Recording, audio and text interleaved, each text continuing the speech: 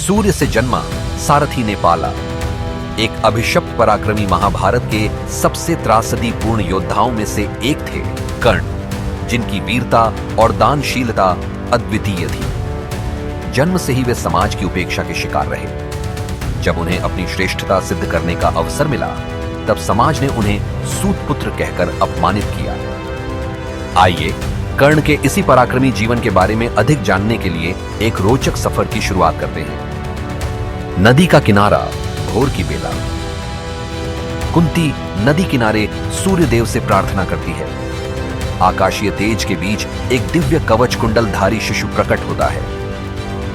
मेरे पुत्र, मेरे प्रथम स्नेह, मुझे क्षमा करना।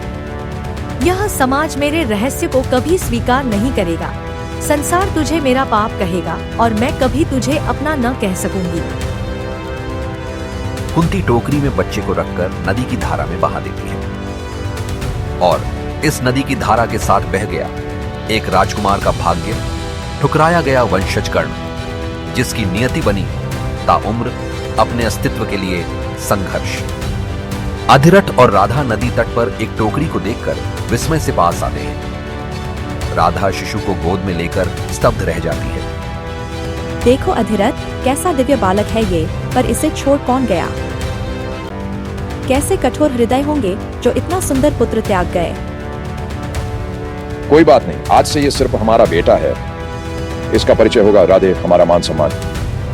गांव की गली में बाल कर्ण अन्य बच्चों के साथ खेलना चाहता है। बच्चे उसे दूर धकेल देते हैं। जा यहाँ से राधे, तेरा स्थान हमारे साथ नहीं, तू तो रथ हाँकने वाले का बेटा है। कर्ण अकेला रह जाता है, उसकी आंखों में आंसू झलकते हैं। कौन हूं मैं, कहां से आया हूं? मां कहती है मैं विशेष हूं, पर सब मुझे अधूरा क्यों समझते हैं? किशोर कर्ण गुप्त रूप से धनुष चलाता है। गांव वाले आश्चर्य से देखते हैं। अरे सारथी पुत्र, यह धनुष विद्या तेरे लिए नहीं बनी। धर्म का पालन कर, अपना रथ संभाल।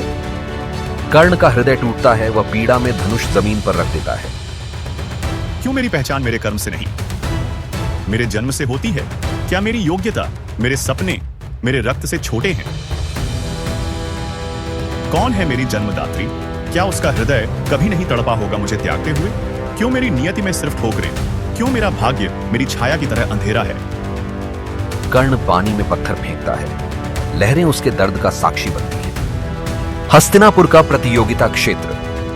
हस्तिनापुर के नागरिक और राजा रानी उपस्थित हैं। द्रोणाचार्य अपने शिष्यों के साथ मंच पर विराजमान हैं। आज मेरे शिष्य अर्जुन ने अपनी अद्वितीय धनुर्विद्या से सभी को मंत्रमुग्ध किया है। वह निस्संदेह इस युग का सर्वश्रेष्ठ धनुर्धर है। भीड़ तालियों से गूंज उठती है। तभी कर्ण मंच की ओर बढ़ता है। उसकी आंखों में आत्मविश्वास की चमक है। गुरुदेव, यदि अनुमति हो तो मैं भी अपनी धनुर्विद्या का प्रदर्शन करना चाहता हूं। तुम कौन हो वत्स और किस कुल से संबंध रखते हो? मैं कर्ण हूं, सूतपुत्र। सूतपुत्र? एक सारथी का पुत्र राजकुमार अर्जुन को चुनौती देगा? यह अस्वीकार्य है। कर्ण के चेहरे पर अपमान का भाव स्पष्ट है। दुर्योधन उठकर कर्ण के पास आता है। यदि कुल और पद ही योद्धा की क्षमता का मापदंड है, तो आज से कर्ण अंगदेश का राजा है। भीड़ में सन्नाटा छा जाता है। कर्ण की आंखों में कृतज्ञता के आंसू हैं। वह दुर्योधन के चरणों में झुकता है। राजकुमार दुर्योधन, आपने मुझे नया जीवन दिया है। मैं सदा आपका ऋणी रहूंगा। मित्रता का ऋण नहीं होता कर्ण, बस सदा मेरे साथ रहना। अर्जुन और कर्ण की आंखों में प्रतिस्पर्धा की ज्वाला है, लेकिन सूर्यास्त के कारण द्वंद्व स्थगित हो जाता है। महाभारत के वीर योद्धा कर्ण के जीवन और उनके भाग्य के बारे में अधिक जानने के लिए हमारा अगला वीडियो भाग 2 जरूर देखें। वीडियो की जल्द से जल्द सूचना पाने के लिए हमारे चैनल आशीष भारत को सब्सक्राइब करना न भूलें।